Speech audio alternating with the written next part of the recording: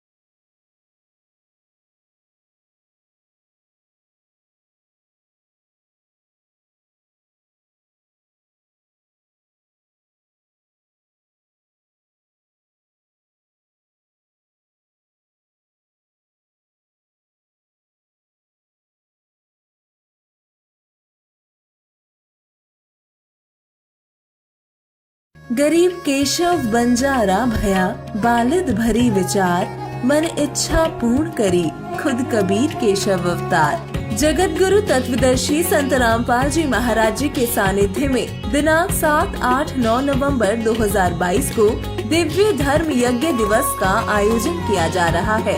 इस भव्य कार्यक्रम का सीधा प्रसारण 9 नवंबर 2022 को सुबह 9 बजे से 7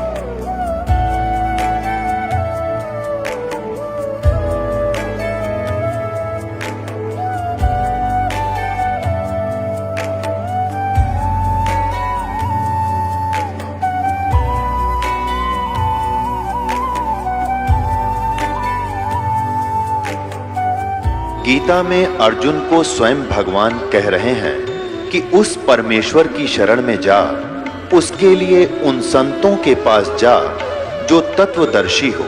इसी प्रकार हजरत मोहम्मद को उनका अल्लाह कह रहा है कि कोई और पूर्ण परमात्मा है। उसको पाने के लिए उन तत्वदर्शी संत की तलाश कर।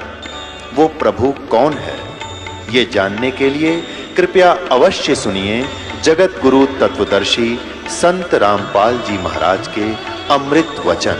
पुणात्माओं, जो आध्यात्मिक मार्ग है, जो साधना ऋषि करते हैं, ये भगवान से ही कुछ पावर कलेक्ट कर लेते हैं। और वो तो समर्थ है जिसके वचन से सारे ब्रह्मांड चल रहे, सब जीव बन गए, सब पशु पक्षी बन गए, बन रहे हैं, उसी तरह क्रिया कर रहे हैं। वो तो उसके वचन की शक्ति से, और उसी में से थोड़ी सी सिद्धि यानी हल्दी की गांठ प्राप्त करके ये मनुष्य भगवान बन बैठता है। तो चाणक्य ऋषि ने उस सारे जीवन में जो डले डोए थे, जो कंकर पत्थर इकट्ठे करे थे सिद्धियों के, उसकी 4 पुतली बना दी, 4 एटम बम बना दिए, परमाणु बम।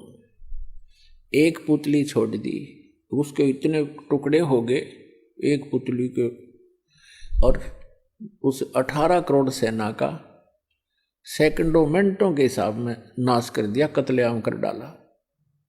राजा ने दूसरी टुकड़ी भेज दी, ऋषि ने अपना दूसरा परमाणु छोड़ दिया, 72 करोड़ सेना का नाश कर दिया उस काल के पुजारी ने।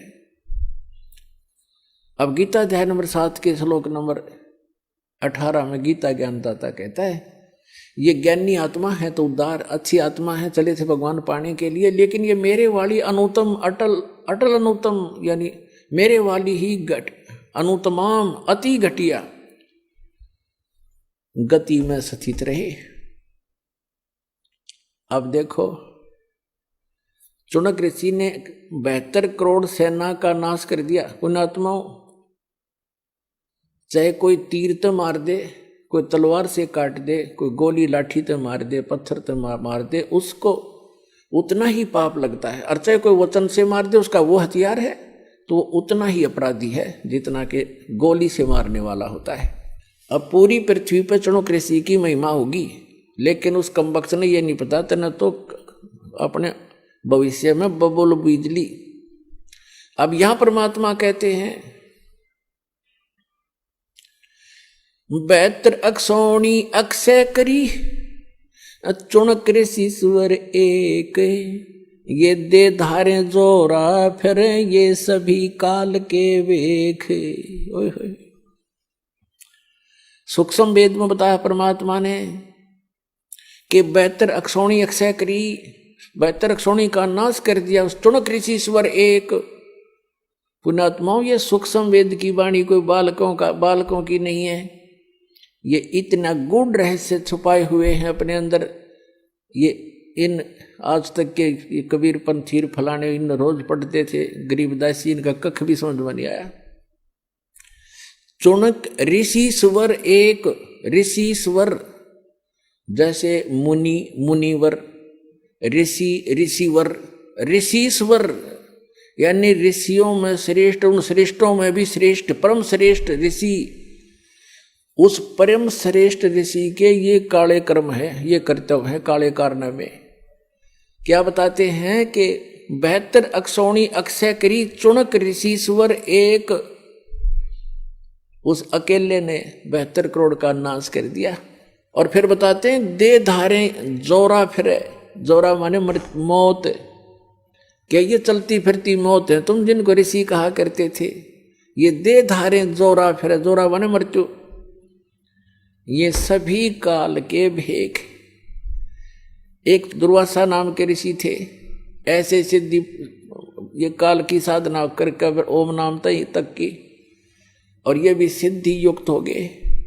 एक बार श्री कृष्ण जी के पुत्र प्रद्युम्न सहित और कुछ अन्य यादवों ने जाकर उस दुर्वासा ऋषि के साथ मजाक कर दिया, एक गर्भवती लड़की का सांग बना लिया, प्रद्युम्न को गर्भवती लड़की जैसा स्वांग कर लिया, उसके पेट पे एक कढ़ाया बांध लिया, छोटा सा कढ़ा जैसे छोंक छांक लान की आकर कढ़ाई सूखी सब्जी बनाने की, और ऊपर का कपड़ा लपेट दिया, लोगड़ लगा दिया, बांध दिया, और लड़कियों वाले वस्त्र पहना कर ले गए। एक उसका नकली पति बना लिया, और द्वारका के बाहर बनी में जंगल में दुर्वासा भक्ति कर रहा था, दोना लाए बैठा था।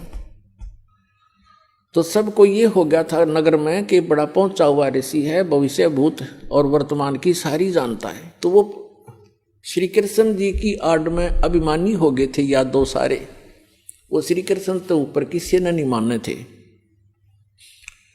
फिर भी जैसा तत्व ज्ञान की कमी से इतनी त्रुटियां सभी में आ जाती हैं, तो वो इकट्ठे होकर चले कि भी चलो दुर्वासा की परीक्षा लेते हैं, ये कैसा बहुत भविष्य की जानता है।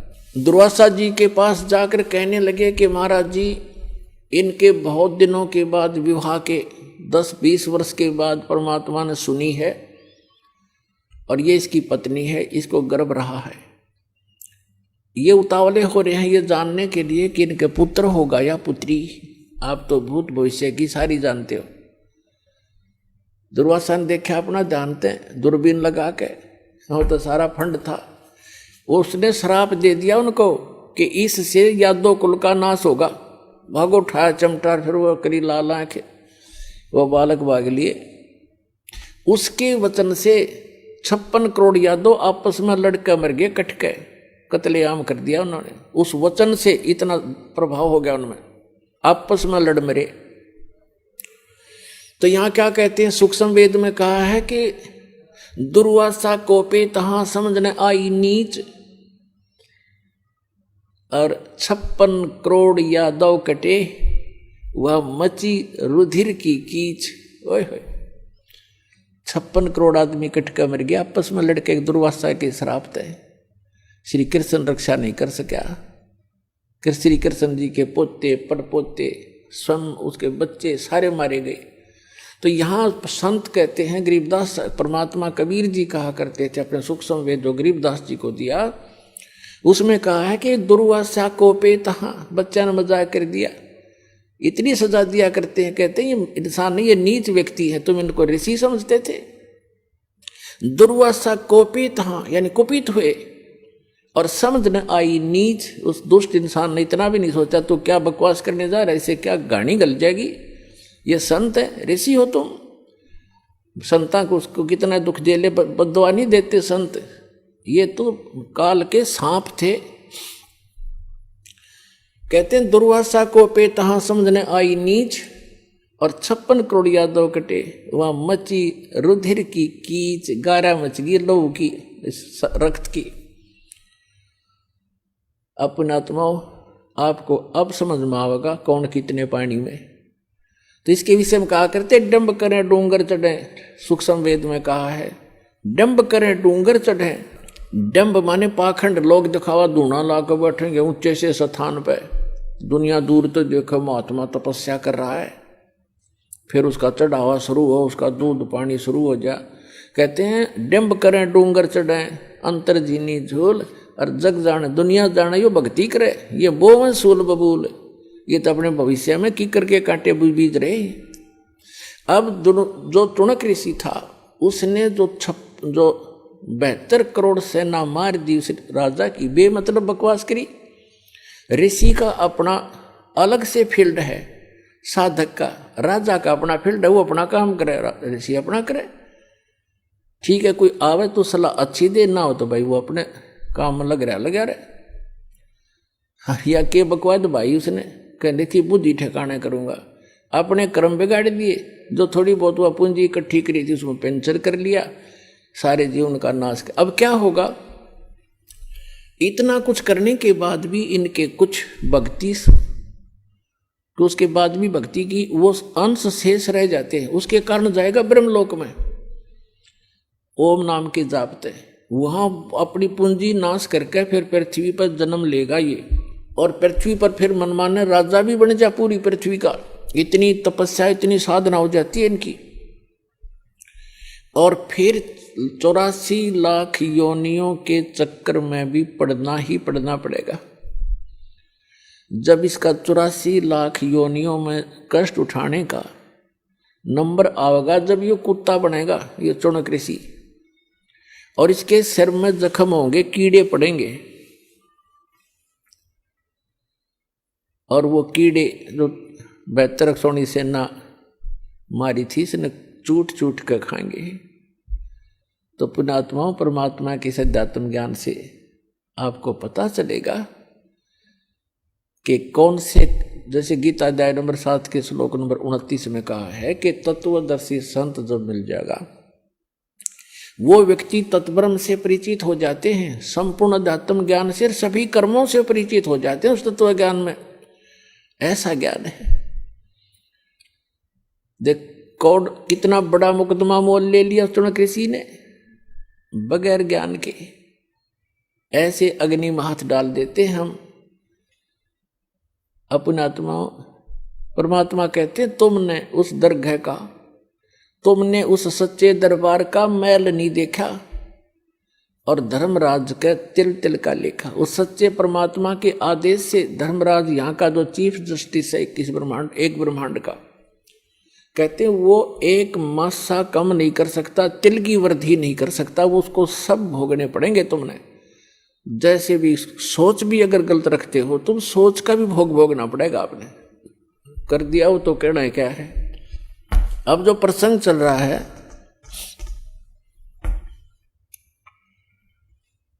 एक समय एक गुरु और शिष्य चले जा रहे थे।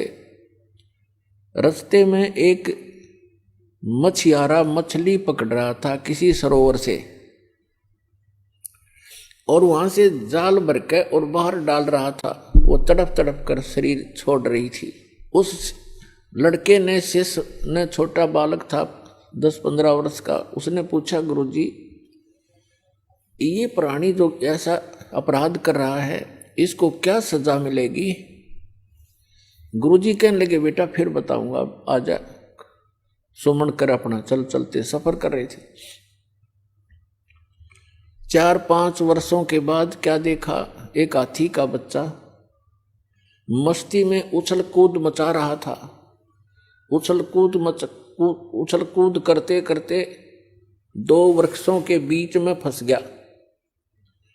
अब जैसे तैसे झटके झुटके मार के और निकल तो आया, लेकिन खाल सारी छुल गई, बुरी तरह खाल उतर गई। छोटा बच्चा था, वर्षा के मौसम था, उसके कीड़े पड़ गए। सैकड़ों की, हजारों की, लाखों की संख्या में कीड़े उसको मोटे मोटे कीड़े खान लग रहे और वो चिल्लावा बुरी तरह। अब वो दोनों गुरु शिष्य फिर चले जा रहे थे। वहां उस शिष्य ने पूछा गुरुदेव इस प्राणी ने कौन से जन्म में ऐसा कर्म कर दिया जो इसको ये कीट खा रहे हैं, ये चिल्ला रहा है? तब उस गुरुजी ने बताया बेटा जो मछियारा था ना, जो मछियां पकड़ रहा था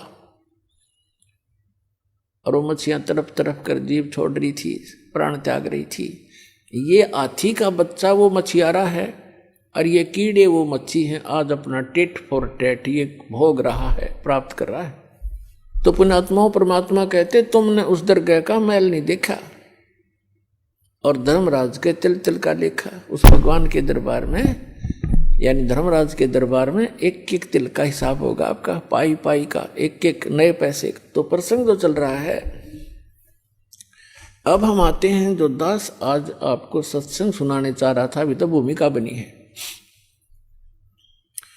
श्रीमद् भगवद गीता अध्याय नंबर 7 के श्लोक नंबर 19 में कहा है बहुनाम जन्मान अन्ते ज्ञानवान माम परपदते। बहुनाम जन्मानाम अन्ते यानी बहुत बहुत जन्मों के अंत के किसी जन्म में, ज्ञानवान माने ये ज्ञानी आत्मा, माम माने मुझ ब्रह्म को भजते हैं। बहुनाम जन्मानाम अन्ते ज्ञानवान माम परपदते। और वासुदेवम सर्वमिति सहमात्मा सुदुर्लभ है। क्या बताते हैं कि वासुदेव सर्वमिति, बहुनाम जन्मानाम अन्ते, बहुत बहुत जन्मों के किसी अंत के जन्म में ये ज्ञानी आत्मा ब्रह्म तक इनकी बुद्धि पहुंचती है, ब्रह्म तक। और ये बताने वाला साधु संत महात्मा के वासुदेवम सर्वमिति, वासुदेवम ये बताने वाला महात्मा तो सुदुर्लभ है कि वासुदेव ही सब कुछ है, वही सबका उत्पन्न करने वाला है, सर्व उत्पादक है, वही सबको पूज्य है, वही पाप नाशक है और वही इष्ट रूप में बना कर पूज्य है। ये बताने वाला कि वासुदेव सर्वमिति, यह बताने वाला कि वासुदेव ही सब कुछ है।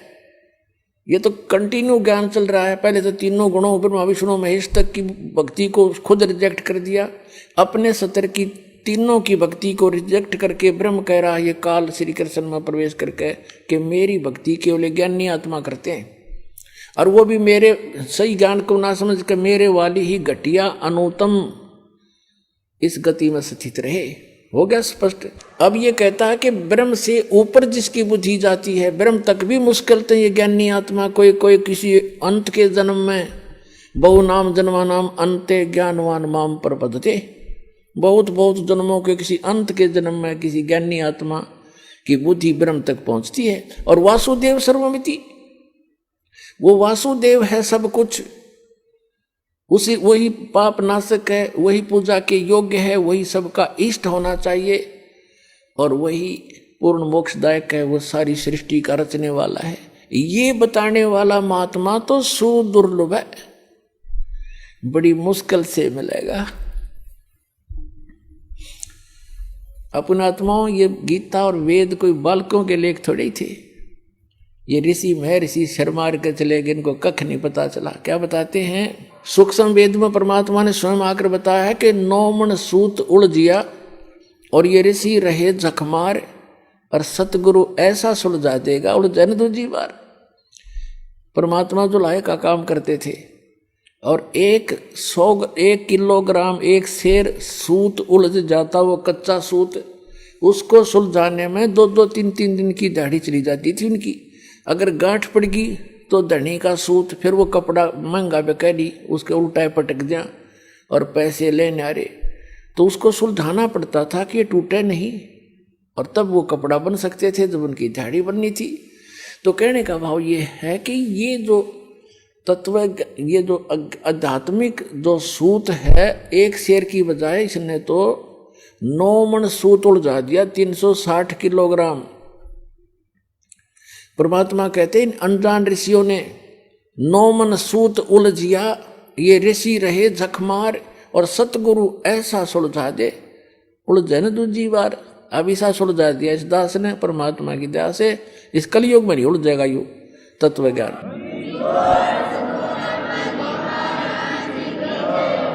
कोई भक्ति करियो चाहे ना करियो, वो अलग बात, उसके भाग्य पर डिपेंड करेगी। अब जैसे कहा कि वासुदेव सर्वमिति, वासुदेव का अर्थ श्री कृष्ण नहीं है। वेदों में वासुदेव का अर्थ है जो सब का मालिक, जिसकी सत्ता सब जगह पर हो, सब जगह उसका निवास हो। जैसे परमात्मा ने सूक्ष्म वेद में बताया कि अर्श कुर्स पर अलह तख्त है, उस परमात्मा का तख्त राजधानी ऊपर है, अर्श के कुर्स में, कॉर्नर में, सबसे ऊपर के स्थान पर। अर्श कुर्स पर अलह तख्त है, खालिक बिन नहीं खाली। कहते उस परमात्मा के बिना उसकी नजर से कोई जरा सा भी टुकड़ा उसके ब्रह्मांडों का बचा नहीं है, सब जगह उसकी दृष्टि है, यानी उसकी पावर सब जगह विद्यमान है। और परमात्मा भले ही ऊपर बैठा है। तो कहते हैं वासुदेव का अर्थ है जिसकी सत्ता सबके ऊपर हो, सब जगह उसका वास हो। जैसे परमात्मा की परिभाषा के अंदर क्या आता है, एक सिंपल सा उदाहरण है।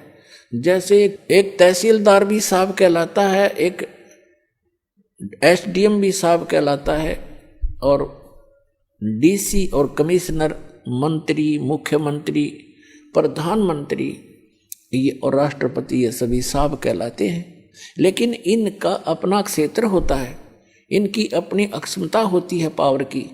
तो इसी प्रकार जैसे सीएम मुख्यमंत्री है एक क्षेत्र का, पर वासुदेव एक अक्षेत्र के ऊपर वो प्रभु है, सबके ऊपर वास नहीं है उसका। जैसे प्रधानमंत्री को लेकर चले हम, क्योंकि फॉर एग्जाम्पल, तो प्रधानमंत्री जी अपने भारतवर्ष के ऊपर वासुदेव है वो।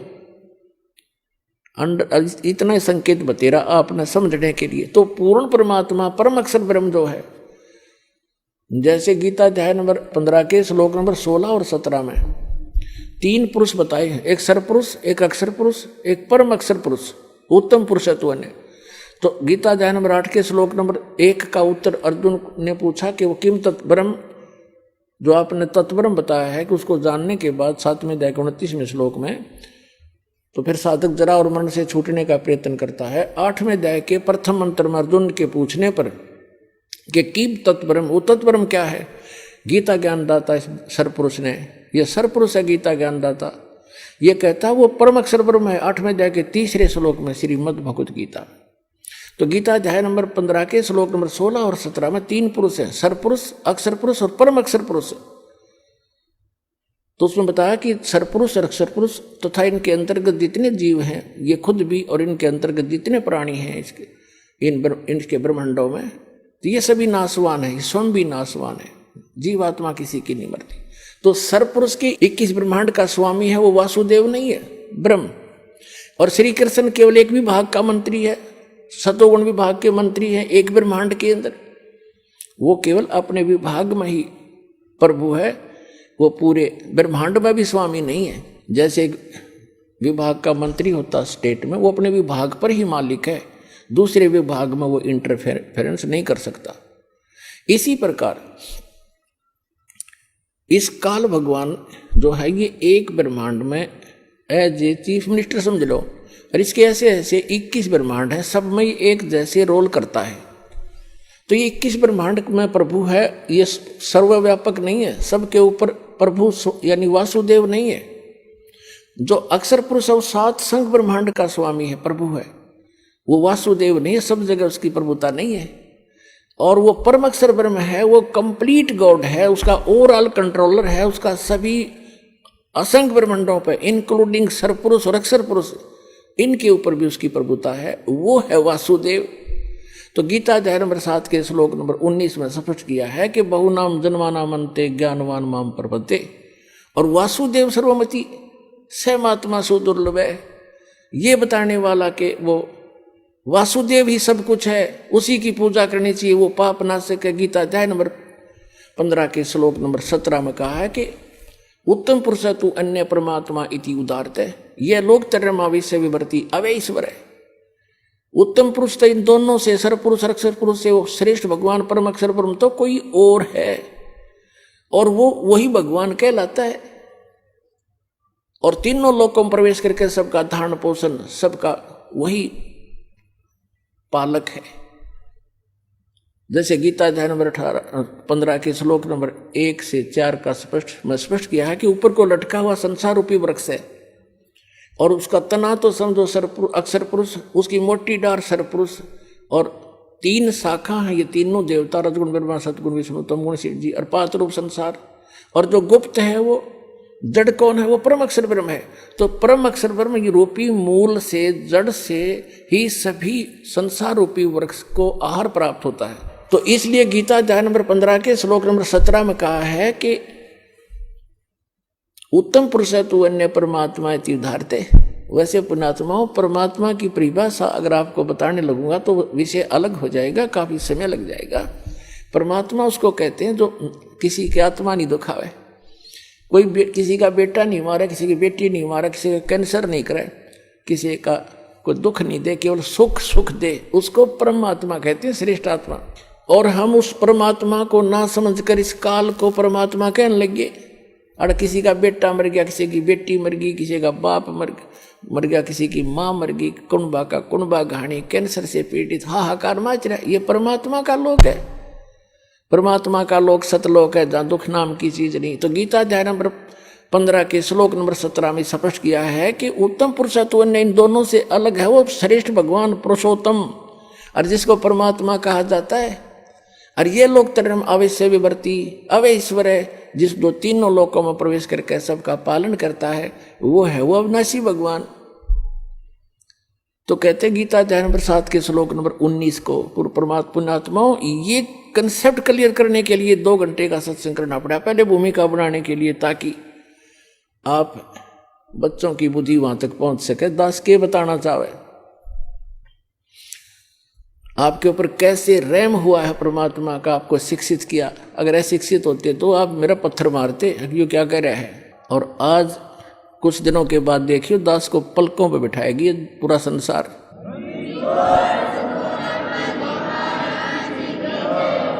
तो प्रसंग चला था कि गीता अध्याय नंबर 7 के श्लोक नंबर 19 में कहा है कि वो तत्वदर्शी संत तो बड़ा दुर्लभ है जो ये बतावेगा कि वासुदेव ही सब कुछ है। अपने आत्माओं, एक पंजाब का रहने वाला था, एक किसान था बहुत बड़ा, राम राय नाम था उसका। 800-900 बीघा जमीन थी, किसान था, सिख था। पहले ये सिख थे, सिख का यानी अपने हिंदुओं से ही अलग से, जैसे आज ये राधा स्वामी वाले कौन है, इसमें सभी जाति के लोग हैं हिंदू ही तकरीबन, या सिख भी हैं। आगे चल के ये धर्म का रूप धारण कर लेगा तो हमारा दुर्भाग्य ही होगा। तो ऐसे ही वो सिख धर्म, सिख माने शिष्य परंपरा से चल रहे थे, उनमें से था। और नानक गुरु ग्रंथ साहिब की वाणी से वो काफ़ी प्रभावित तो हैं सिख धर्म के, पंजाब के व्यक्ति। तो गरीबदास साहिब जी आए हुए थे, उस परमात्मा को प्राप्त कर चुके थे, भगवान उनको मिले थे, सचखंड लेकर गए थे, वापस छोड़ा था। और उन्होंने उनको परमात्मा कबीर जी ने वो उनके अंतःकरण में ये अनमोल तत्व ज्ञान फीड कर दिया था। वो तत्व ज्ञान उन्होंने गरीबदास जी की वाणी रूप में दास के पास उपलब्ध है। तो उनका गरीबदास जी का शिष्य लुधियाना के पास एक वासियर गांव है, वासियर, उसके बाहर बनी में सफर कर पैदल चला करते थे और वहां नहा धो के कुएं पर किसी जल पर तालाब पर बैठ गया। सुबह सुबह नित्यनेम कर रहा था, ऊंची स्वर में ब्रह्मवेदी बोल रहा था। और वो सिख राम राय जी नहाने सुबह सुबह सैर सपट्टे को गया तो वाणी के बड़े मर्मज्ञ हैं, बड़ी प्यारी लगती है वाणी। उन्होंने देखा भी बड़ी गजब की वाणी किसकी है, तो खींच लिया आत्मा को, उसके पास जाकर बैठ गया। जब उस भक्त ने अपना नित्य नियम कर लिया तब उससे कहा कि महाराज जी, ए भक्त, ये वाणी किसकी है? उन्होंने बताया कि ये मेरे गुरुदेव की वाणी है। तो राम राय ने पूछा, वो संत अभी शरीर में हैं या शरीर छोड़ के? उन्होंने बताया अभी शरीर में है। पूरा पता ले लिया उसने, राम राय ने, कि एड्रेस बता मुझे, इस महापुरुष के दर्शन करूंगा। तो वहां से चल पड़ा, छुटानी पहुंच गया लुधियाना से। अब गांव में गरीबदास जी कैसे थे? किसान के घर जन्म था, जाट थे, 1300 बीघे जमीन थी, बड़े बीघे थे, यानी ना 2500 बीघा जमीन थी, लगभग 1400 एकड़ वर्तमान की, और खूब पैसे वाले थे। और लेकिन खेत में अपना हाथ से काम करते थे, खेतों पशुओं का चारा भी स्वयं लाते थे, क्योंकि महापुरुषों में अभिमान नहीं होता, ना धन का, ना तन का, ना किसी संतान का। तो राम राय जी सुबह सुबह पहुंचे छोड़ानी गांव में। थोड़े से घर थे, कुछ बाहर के व्यक्ति भी आ जाते थे गरीबदास जी के दर्शन और प्रवचन सुनने के लिए, 10-20 मिनट बैठ जाते थे, 2-4, 5-4 उनके शिष्य। तो जब वो घर पे पहुंचा गरीबदास जी के घर पे, तो गरीबदास जी घर पे नहीं थे, वो खेतों में गए हुए थे, अपना घूमने जाते थे सुबह सुबह। वो जा लिया सुबह ब्रह्म मुहूर्त में। तो उन्होंने पूछा, वहाँ पे गरीबदास जी हैं? वहाँ बैठे हुए गांव के व्यक्तियों ने और एक आध दूसरे गांव से आकर बैठा था, उनने सब ने मिलकर कहा कि महाराज जी तो भाई घूमने गए हैं, आ जाओ बैठ जाओ आप। तो उसने सोचा भाई महात्मा का दर्शन करके अनहार करूँगा, इतनी दूर से आया हूँ, और ऐसे महापुरुष की ऐसी वाणी, तो वो खुद कैसे होंगे जिनकी अमृत वाणी ऐसी है। इस बात से प्रेरित होकर उसने कहा, मुझे ये बता दो वो किस साइड में गए हैं। गाँव वालों ने कहा, भाई इधर जाया करते हैं घूमने, और कितनी देर में आ जाएंगे? वहाँ बैठे व्यक्तियों ने कहा, भाई वो तो उनके मूड की बात है, आवत है अभी आ जा, ना तो भाई दोपहर 10, 11, 12 बजा दे। तो उसने सोचा इतनी देर क्यों वाट इंतजार करी, उनसे पूछ कर पता करके कौन सी दिशा में, एक रास्ता बता दिया उन्होंने कि रास्ते पर चले जाओ, आगे ऐसे ऐसे एक झोपड़ी, एक रहट मिलेगा, और वहाँ उस झोपड़ी में मिल सकते हैं आपको। अब कहने का भाव ये है, ज़्यादा ना इसको लंबा करके, समय सत्संग का होने वाला है। तो जब वो जा रहे थे, गरीबदास जी आ रहे थे उसी रास्ते से, सिर पे पशुओं का चारा एक गट्ठड़ लेकर, बंडल, बरोटा बोल रहे हैं हमारे हरियाणा, बरोटा सरसों उसका, जवार का। और देश अपना जैसे हरियाणा के लोग पहनते थे धोती कुर्ता, सिंपल ड्रेस। और वो जो राम राय था, उसको उर्फ नाम उसका झुमकरा भी, गांव में झुमकरा भी कहा करे, जैसे एक नाम निकाल लिया करें अलग से। वो ज्यादा संकी सा आदमी था। तो राम राय जा रहा था, उसने उस पशुओं का चारा लेकर आ रहे व्यक्ति से पूछा कि हे भाई, एक किसान, मैंने गरीबदास महाराज से मिलना है और ये यही बताया कहीं उनका यहाँ घूमने आए हुए हैं। अब गरीबदास जी को तो पता था कि राम राय जी ने मन में क्या कल्पना कर रखी है साधु की, कि साधु होगा, सिर पर जटा होगी, दाढ़ी बडरी होगी, कान पड़वा रखे होंगे, हाथ में चमटा होगा, एक लाल कपड़ा लंगोट में बांध रखा होगा, या कति लाल कपड़े होंगे, मूंड मुंडा रखा होगा, घोट में घोट हो रहा होगा, यानी कोई विशेष आडंबर ऊपर होगा, उसी को उसने संत मान रखा था। और गरीबदास साहब जी को पता था कि दूर देश से आया है जिज्ञासु, यदि मैंने ये कह दिया कि मैं हूँ गरीबदास जी बोल भाई, तो ये यहीं से खेतों में से वापस बोलेगा कि यो किसा महाराज जी, क्योंकि इसने तो महाराज जी सोच रखा था लाल पीले कपड़े हों, सिर पर जटा हो या कभी गोटम गोट हो, तिलक ला रखा हो, हाथ में चिमटा हो, धूने पर बैठा हो, राख लपेट रखी हो। गरीबदास जी ने कहा कि आजा मेरे साथ वापस, मैं मिलाऊंगा उनसे। वो वापस हो लिया। अब जब वो लेकर आ रहे थे अपना सिर पे चारा, तो वहां बैठे शेष गांव का एक आधा कुछ बाहर के दूसरे गांव के आए हुए थे। उन्होंने भाग करके प्रणाम किया। किसी ने उनके सिर से चारा पशुओं का अपने सिर पे रख लिया, उनको फरी किया। और राम राय ने पूछा ये कौन है? उन लोग भक्तों ने बताया कि यही तो है महाराज जी। अब उस राम राय के मन में ये आ गया कर ले तेरा गजब हो, इतनी दूर आया और यो महाराज जी पाया। ऐसा देसी जाट है तो खोदा पहाड़ हर निकली चुईया, उसके मन की कल्पना थी ये। वो तो अंतर्यामी थे जान के अगवगत डगमग हो रहा है। उसकी सेटिंग करने के लिए सभी सेवकों को भेज दिया, इधर उधर जा भाई, तू बैलों को पानी पिला ला, तू ऐसे काम कर, जा भगत आए हैं इसकी रोटी का प्रबंध करवा घर पे जाके। उनको इधर उधर भेज दिया और कहा मेरी बाल्टी भर दो, पानी की रख दो, मैं नहाऊंगा, स्नान करूंगा। एक पाटड़े पे बाल्टी भर कर रख गए, वो चले गए। रह गए वो आत्मा और वो महात्मा गरीबदास जी। गरीबदास जी ने स्नान किया, स्नान करके धोती बांधते थे और धोती का एक पल्ला अलग से सपेर कर लेते थे, उसको गोल गोल करके एज ए बेल्ट बांधा करते ऊपर के, धोती को लपेट के जैसे, और उसके ऊपर के उसी का धोती का हिस्सा एक पल्ला बांध लिया करते, उसको अड़बंद कहते हैं। और गरीबदास जी के उंगली के कोई वैसे ही थोड़ा बहुत कोई चोट लगी हुई थी। तो गरीबदास जी ने कहा कि ए झूमकरा, आइए भाई मेरी धोती का यो कपड़ा बांध दे, मेरा हाथ का चोट लग रही है, काम नहीं करता। अब उसने झूमकरा नाम का पता जब पहले तो फूक उड़े निकलेगी उसकी कि इसने तो मेरा उर्फ नाम भी बता दिया, मैंने तो जिक्र भी नहीं किया मेरा नाम क्या है, कैसे हूं।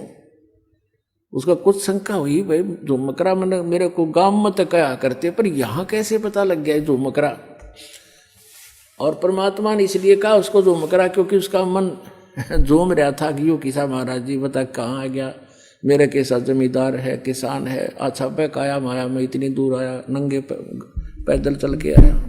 गरीबदास जी ने धोती का जो पल्ला था उसको कहा ले बांध दे मेरे शरीर के चारों तरफ का, जहां बेल्ट बांधते हैं ऐसे कर लेते हो धोती के कपड़े को, ऐसे ऐसे घुमा घुमा के ऐसे कर।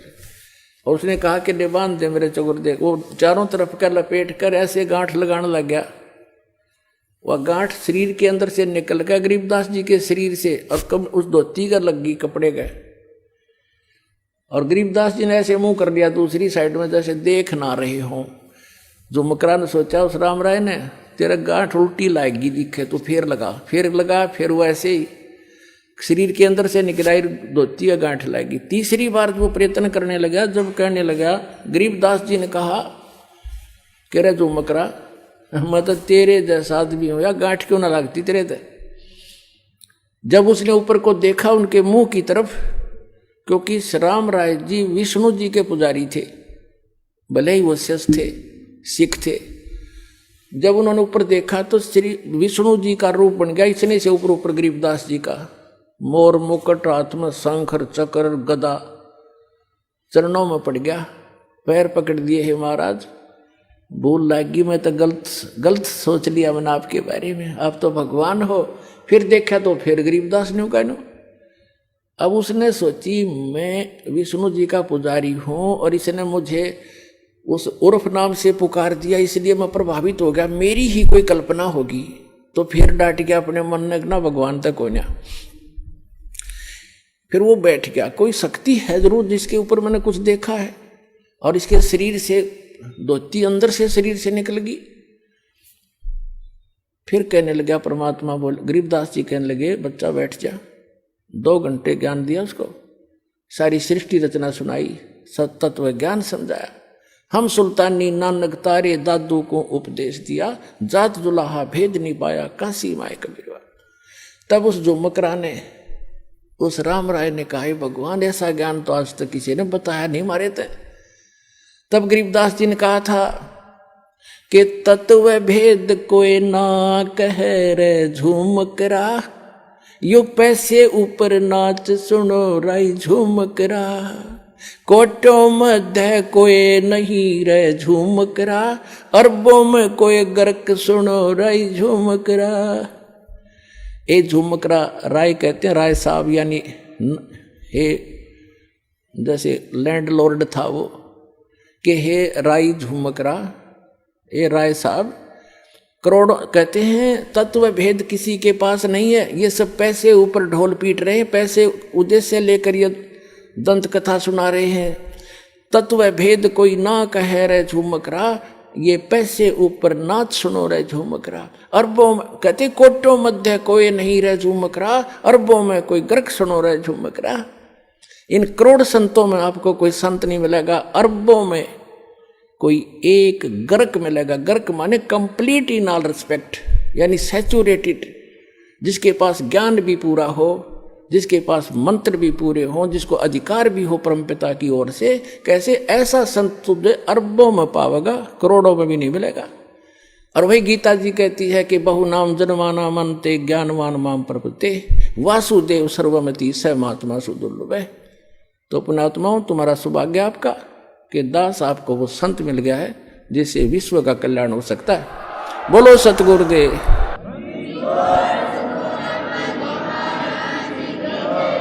आज का जो ये दिन शुभ समागम है, 3 दिन का जो समागम समापन हुआ है, ये उस उपलक्ष्य में था कि इस फाल्गुन की अमावस्या के दिन 17 फरवरी थी उस दिन, और अमावस्या थी 1988 में।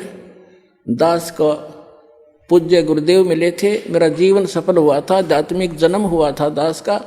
और आज जो एकम है, अमावस्या से नेक्स्ट डे, उस दिन परमात्मा स्वयं आकर के वो परम पिता परम अक्षर ब्रह्म कबीर साहब ने आकर कहा था, बेटा भक्ति शुरू कर दे, मैं तेरे साथ रहूंगा।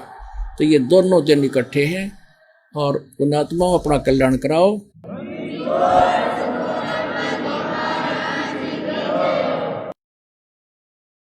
परम पिता परमात्मा पूर्ण ब्रह्म सारी सृष्टि के रचनहार कबीर परमेश्वर जी की असीम रजा से आप सभी पुण्यात्माएं सत्संग सुनने के लिए उपस्थित हैं। जिन पुण्यात्माओं के ऊपर परमात्मा प्रसन्न होते हैं, उन्हीं को ऐसे शुभ अवसर प्राप्त होते हैं।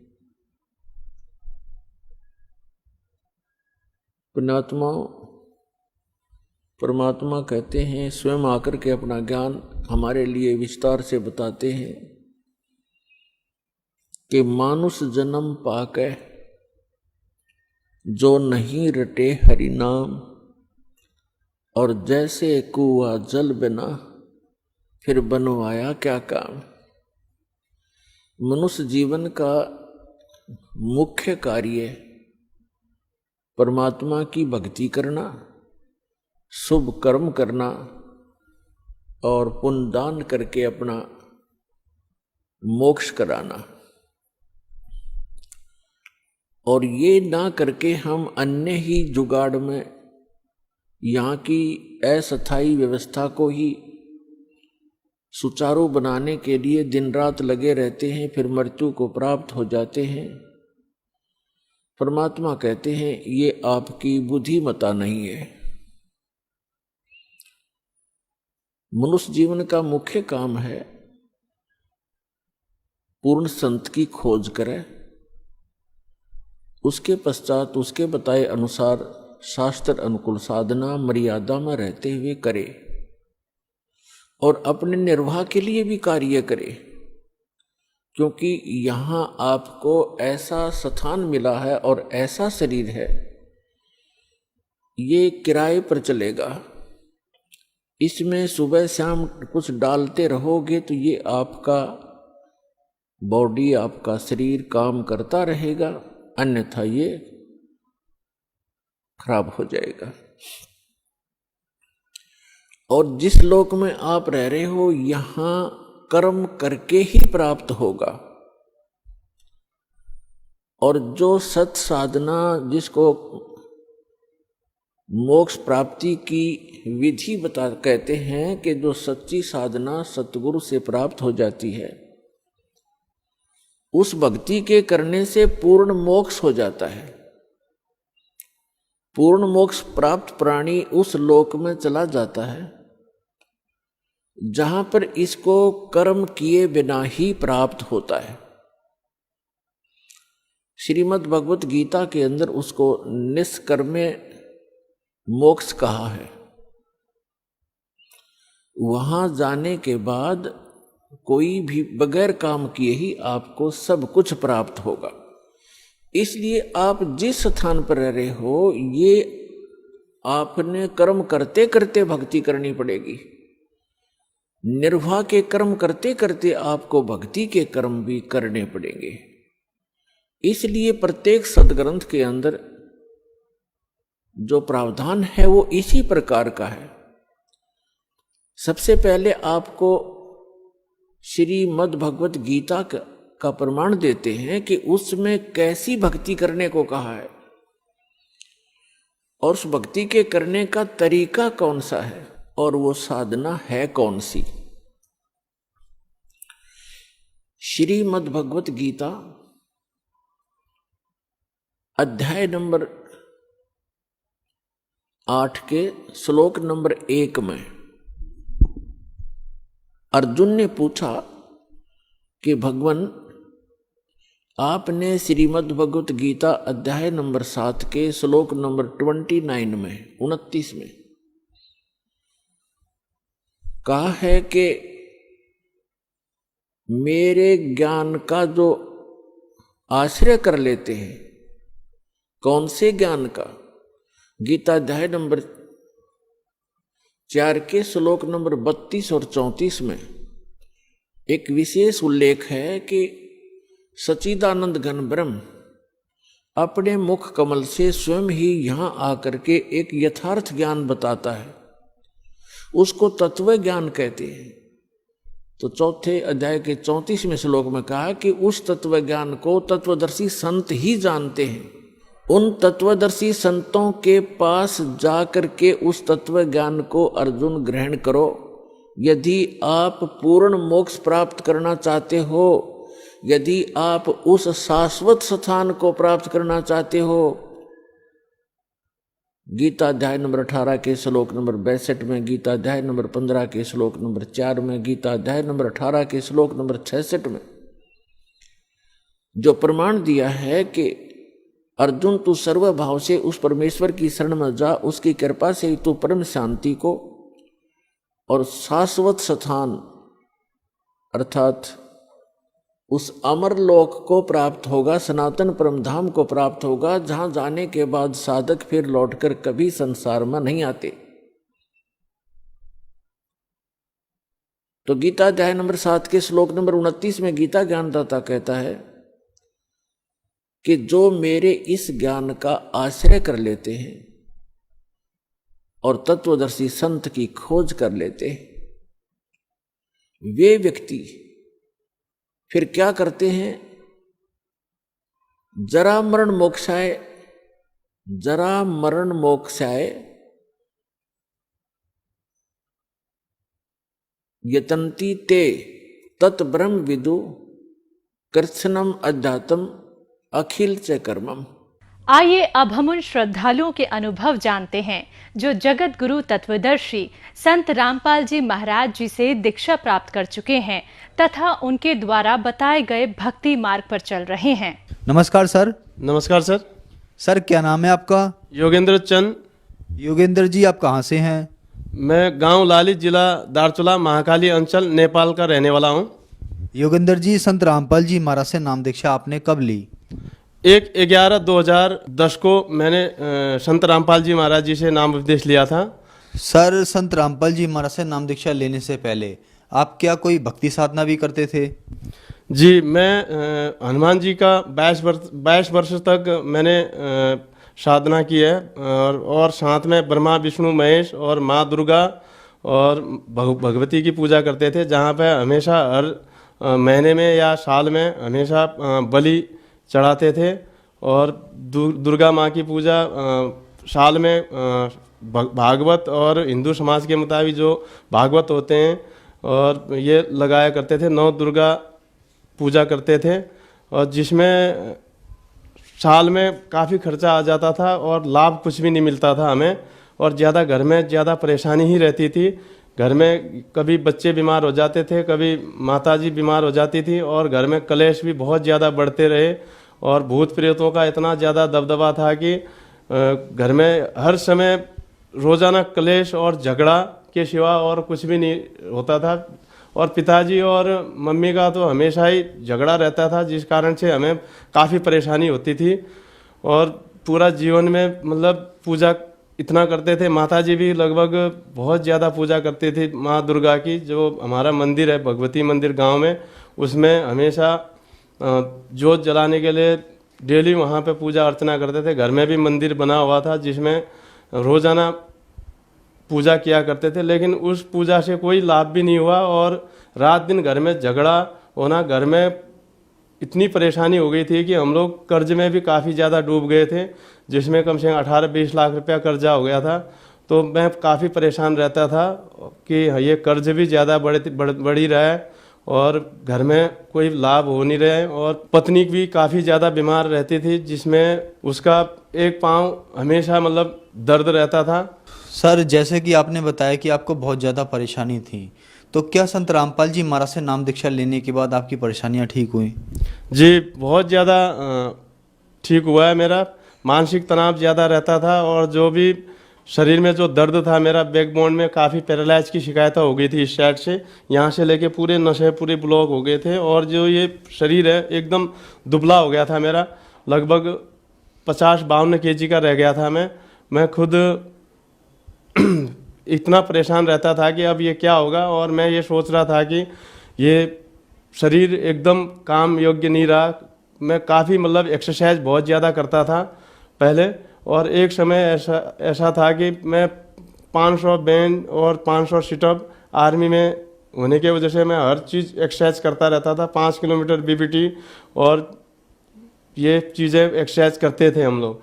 तो जब मेरा एक समय ऐसा था कि एक्सरसाइज में एकदम इतना 500 बैंड सिटअप लगाने वाला, एक समय एक कदम भी चलने के लिए मजबूरी होने लगी, तो तब मुझे एहसास हुआ कि अब ये तो जीवन बेकार हो गया है, अब मैं क्या करूं। तो फिर मैंने भगवान को पुकारा, हे भगवान, माँ दुर्गा को पुकारा। मैंने कहा, हे माँ, मेरे शरीर को ठीक कर दीजिए, मैं तो बहुत ज़्यादा परेशान हो गया हूँ, एकदम दिमाग भी काम करना रह गया था। तो फिर कहीं से भी जब लाभ नहीं मिला तो मैं एकदम अपने को आत्महत्या करने के चक्कर में लग चुका था। तो जब मैं संत रामपाल जी महाराज जी की शरण में आया, तो तब जाके मुझे आराम हुआ, और जो मेरी ये अल्पायु में मृत्यु थी वो संत रामपाल जी महाराज जी ने टाल दी। मेरी पत्नी काफ़ी बीमार रहती थी, जिसमें ये पेट सूजकर एकदम से इतना बहुत बड़ा पेट हो गया था, जिस कारण से जब डॉक्टरों को दिखाया, यहाँ पे पीलीभीत में डॉक्टर है पीटी सिंह, तो उनके पास में गए। वहाँ पे जाने के बाद में उन्होंने बोला कि भाई इनका बचना तो अब मुश्किल है, 99% ये ठीक नहीं हो पाएंगे, और इन्हें लखनऊ ले जाओ, यहाँ पे हम नहीं कर सकते हैं। बहुत बड़ा हॉस्पिटल था, पीटी सिंह जी एक बहुत बड़े डॉक्टर हैं वहाँ पे, तो जिन्होंने लखनऊ के लिए रेफर कर दिया। लेकिन लखनऊ न ले जाकर हम फिर वापस घर ले गए उन्हें, और नेपाल में ले जाकर फिर किसी ने बोला कि चितवन में लेके जाना। तो वहाँ जाने के बाद मैं पता चला कि अब ये इनका बचना भी मुश्किल है। लगभग 5 किलो का रिपोर्ट में दिखाया, 5 किलो का जो ट्यूमर था, जो 5 किलो का ट्यूमर बहुत बड़ा हो जाता है, जिस कारण से वो न खाना न वो करना। गांव में तो सब कहने लगे ये अब नहीं बचेंगे, गांव वालों ने सब कहने लगे ये 2-3 दिन में ख़त्म ही हो जाएंगे, अब ये बोल के सारे कहने लग गए थे, जिस कारण से हमें कोई सूझ नहीं आई। फिर मैंने गुरुजी से प्रार्थना लगवाई, संत रामपाल जी महाराज जी से। तो गुरुजी की दया से गुरुजी ने कहा बेटा ठीक हो जाएगा, परमात्मा दया करेंगे कह दिया। वो ट्यूमर ऑपरेशन के द्वारा निकाला गया, और जो ट्यूमर था 5 किलो का निकला। डॉक्टरों को दिखाया, जो उन्होंने बताया कि इसमें 5 किलो का जो ट्यूमर है ये अब ऑपरेशन से भी ठीक नहीं हो सकता है, क्या कि उन्होंने रिपेयर कर दिया था।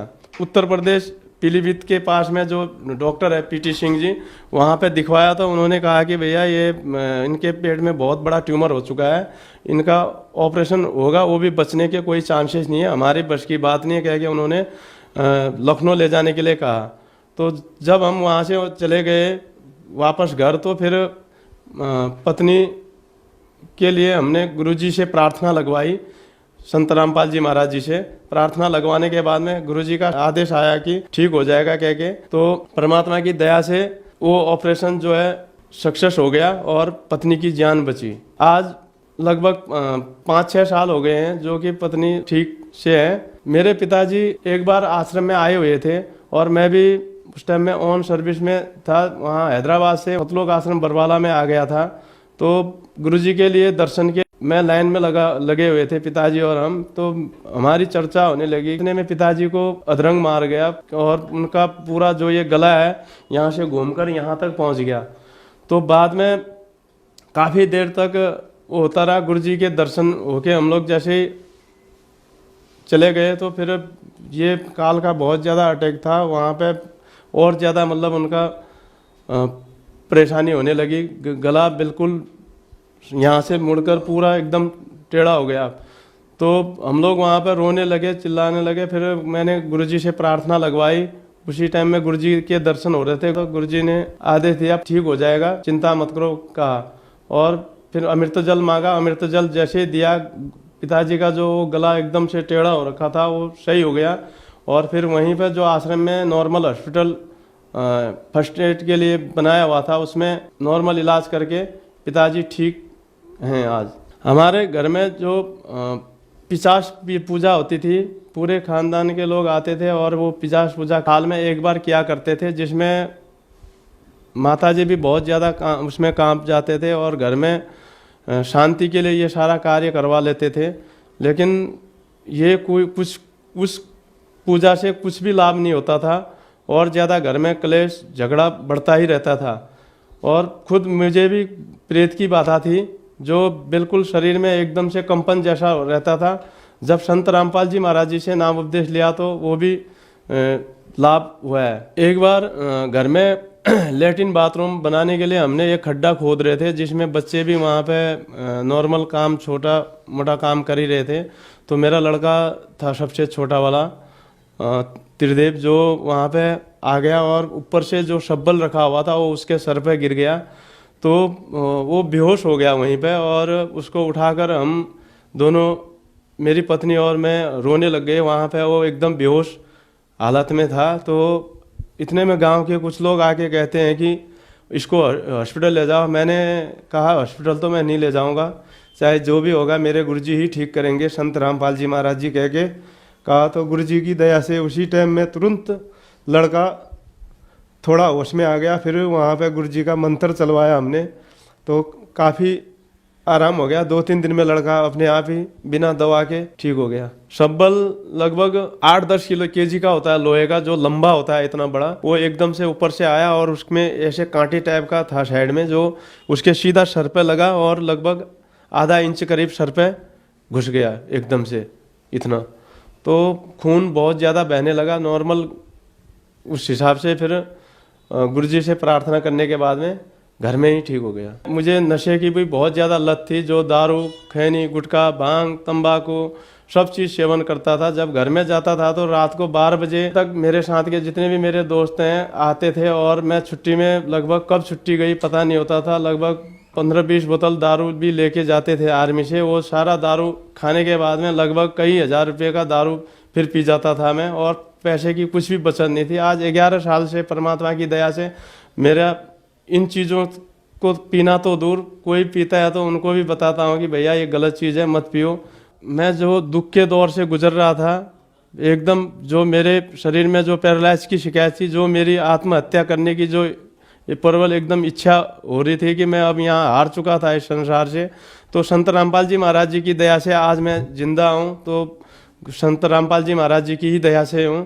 तो मेरे जो भी मैंने ये गलत व्यसन किए थे, दारू, मीट, मांस, भांग, तंबाकू, खैनी, गुटखा, ये सारी लत मेरी छूट गई। लोग कहते थे कि भाई 100 चूहे खाकर बिल्ली हंस को चले। लेकिन आज मैं जिस हिसाब से हूँ वो भी खुद कहते हैं कि भाई ये वाक्य ही पहले से अच्छा सुधर गया है, कुछ भी नहीं तो नशा तो नहीं करता है कहते हैं। मुझे भी बहुत खुशी होती है कि लोग कहते हैं कि हाँ भाई ये नशा नहीं करता है, और उतना नशा करता था और रात दिन दारू खाता था, और जिसमें अपने दोस्त भी बिगड़ रहे थे जितने थे, और पैसे का भी नुकसान हो रहा था। आज वो सारा पैसा बचत भी हो रहा है और बढ़िया अपने घर में सुख शांति भी हुई है। सर हम आपसे पूछने जाएंगे आप क्या काम करते हैं? जी, मैं भारतीय सेना का जवान हूँ, जो नेपाल से जो गोरखा रेजिमेंट है 9GR बोलते हैं, क्षेत्रीय यूनिट है, उसमें मैं कार्यरत हूँ। तो जो लोग आज आपको टीवी पर देख रहे हैं और वो भी इन सब परेशानियों से ग्रस्त हैं, उनके लिए आप क्या कहना चाहेंगे? दास संदेश तो क्या दे सकता है, मैं ये प्रार्थना कर सकता हूँ कि जिस प्रकार से मेरे घर पे जो ये दुख का पहाड़ टूटा हुआ था और मेरे ऊपर में जो ये समस्याएं आई हुई थी, मैं खुद ही अगर आत्महत्या करने के कगार में पहुंच चुका था। आज अगर जब मैं सब चीज़ से सुसंपन्न होकर, जबकि दोनों मेरी पत्नी भी जो टीचर थी और मैं भी खुद आर्मी में था, दोनों जने होकर पैसे की भी कोई कमी नहीं थी, परमात्मा गुरुजी की दया से आज जब मैं ठीक हुआ तो मैं भक्त समाज से यही प्रार्थना करना चाहता हूँ कि जिस प्रकार से मेरे दुखों को संत रामपाल जी महाराज जी ने ठीक किया है, आप लोग भी जो ये पुस्तक है ज्ञान गंगा और जो ये चैनल पर सत्संग आता है उसके नीचे जो पीली पट्टी में जो नंबर दिए हुए हैं उससे पुस्तक मंगा सकते हैं और अपना कल्याण करवा सकते हैं। धन्यवाद सर। सत साहेब जी।